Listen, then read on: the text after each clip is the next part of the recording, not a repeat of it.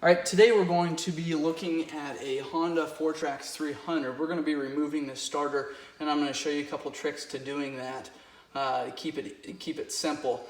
You do not have to pull the motor to remove this starter. There's really no covers even that you have to remove, possibly that triangle one that sits behind your left knee. But to pull the starter, you're going to take two bolts out here on the starter itself, and then your 10mm nut on the top of your starter here that brings power in.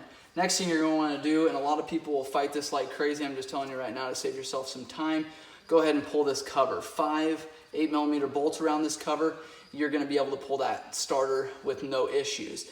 If you can pull that starter without removing this cover, more than likely you broke some stuff already. So Honda designed this to where you have to pull this cover here and pull one gear on the inside to remove that starter, and I'll show you how simple it is once this cover is removed. So take a 8mm socket here, pull these 5 bolts, and I tip the motor up or the four-wheeler up if you haven't pulled the motor already, to keep these gears from falling out when you pull this cover. And again, I'm going to repeat, you do not have to pull this motor to remove the starter.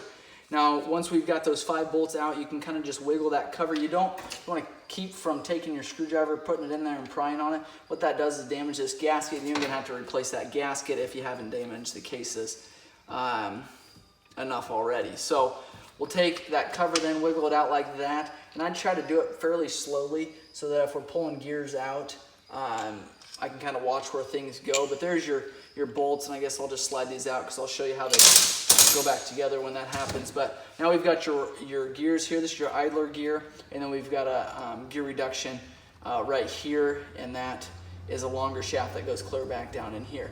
This one is the gear that you have to remove to pull this starter, and I just take that shaft, pull it out slightly, and a lot of times what I do is take my middle finger and pull that gear out, and that all comes out together like that. You can just leave that gear in your hand if you want, because all you have to do then is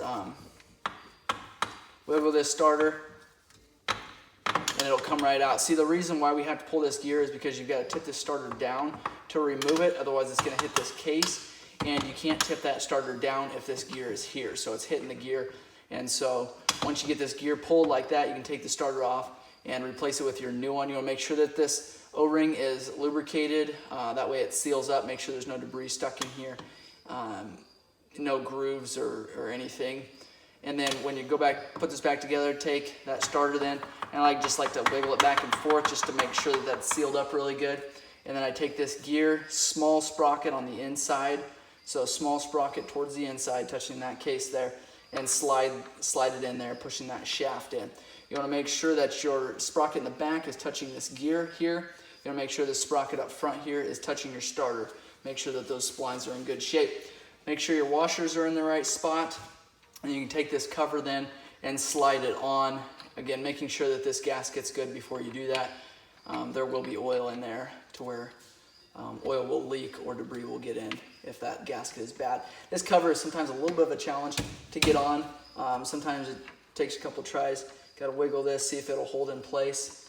Going back together. You know, make sure it's seated completely, and sometimes it just takes a couple times. And this gear here is generally the problem. A lot of times that'll kind of push up. So what you can do is kind of put that gear in first.